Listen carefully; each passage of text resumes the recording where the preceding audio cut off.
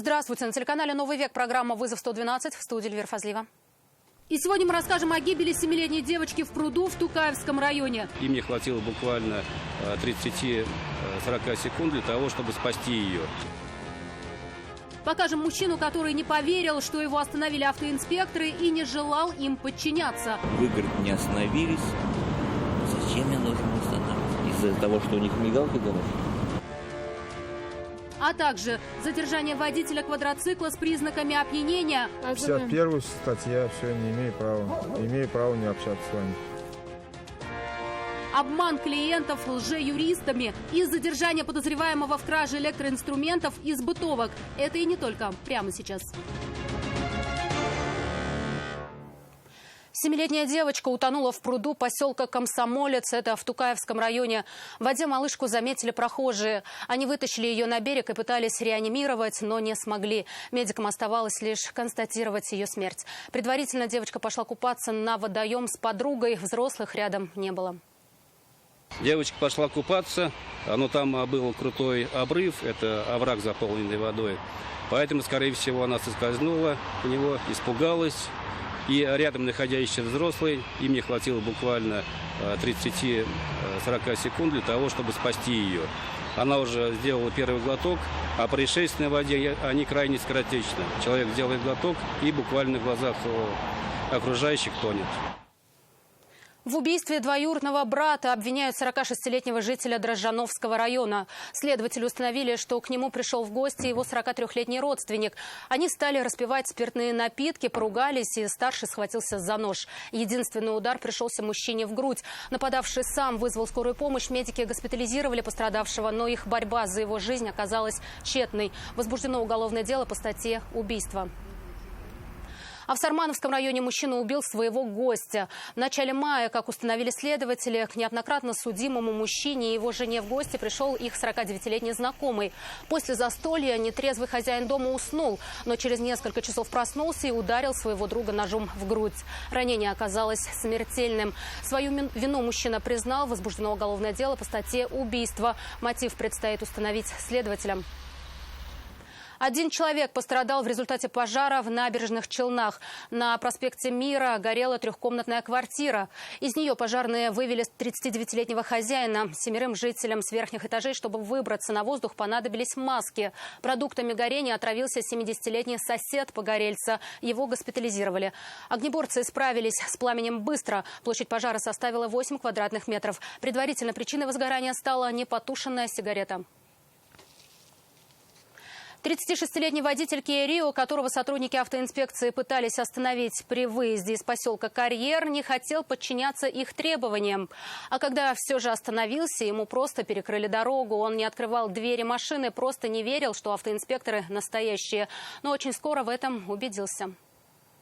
Я не фотогеничен сейчас просто, я не накрашен. Сначала он отворачивался от видеокамеры и отказывался рассказать, почему оказался пристегнут наручниками к фонарному столбу.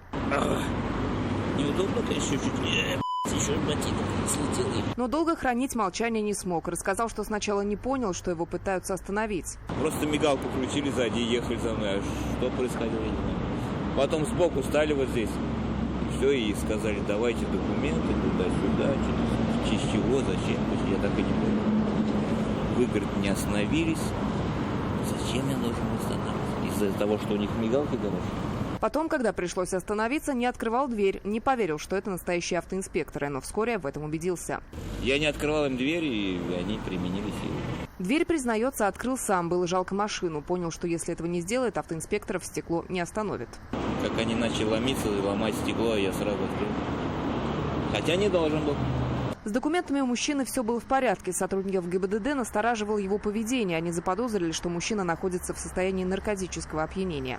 У вас поведение не соответствует обстановке и резкие изменения кожных покровов лица.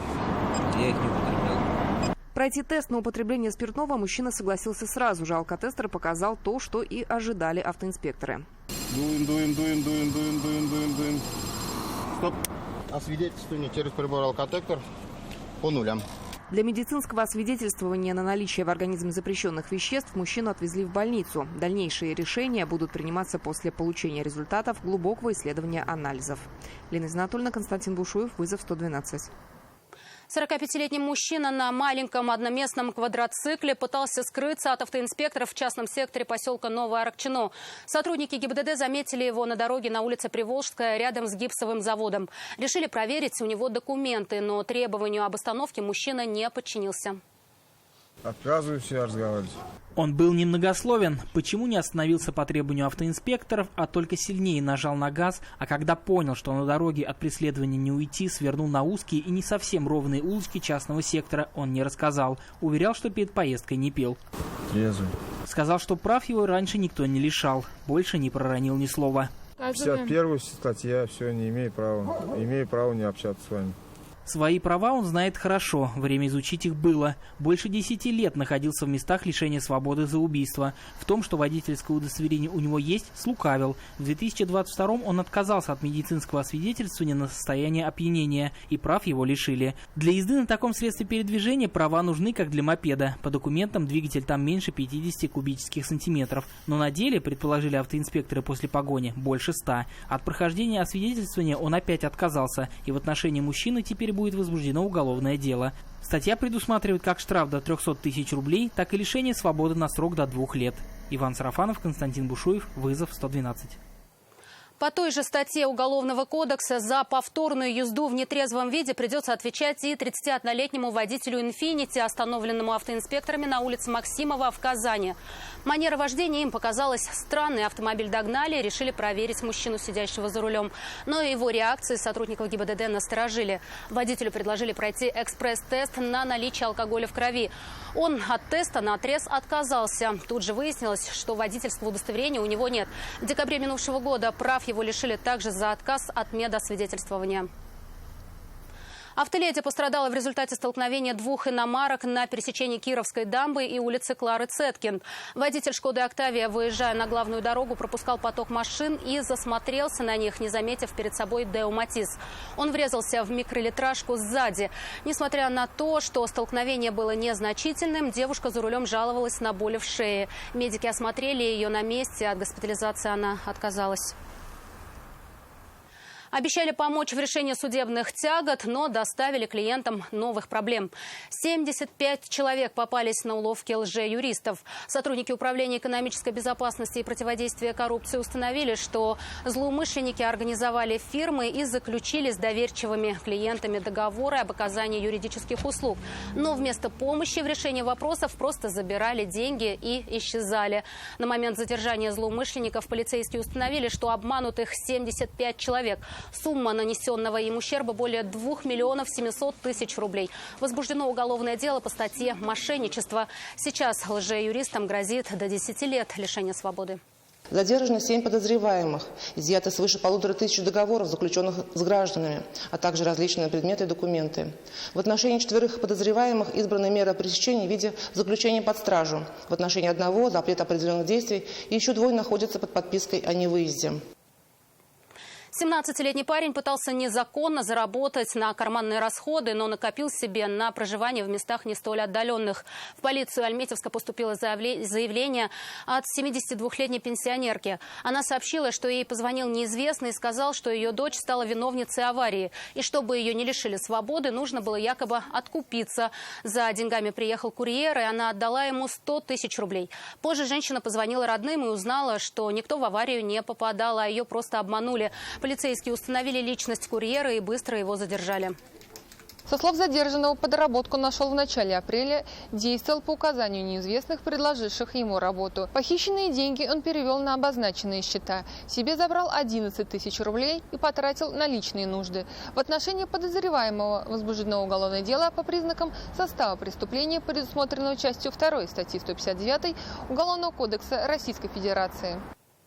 37-летнего мужчину заподозрили в краже электроинструментов из бытовок в Советском районе Казани. Сразу несколько заявлений поступило в отделы полиции. Все владельцы помещений сообщили, что обнаружили взломанные навесные замки и пропажу техники. Стражи порядка установили личность подозреваемого. Мужчина неоднократно был судим за кражи. Полицейским он рассказал, что половину похищенного сдал в ломбард, остальное хранилось у него в квартире. Общая сумма причиненного ущерба составила около $500 000 рублей. Подозреваемого заключили под стражу. По всем установленным фактам были возбуждены уголовные дела по признакам состава преступления, предусмотренного частью 2 статьи 158 Уголовного кодекса Российской Федерации «Кража с незаконным проникновением в помещение либо иное хранилище». Это все, о чем успели вам рассказать. В студии была Эльвира Фазлиева. До встречи и не бросайте вызов судьбе, вдруг она его примет.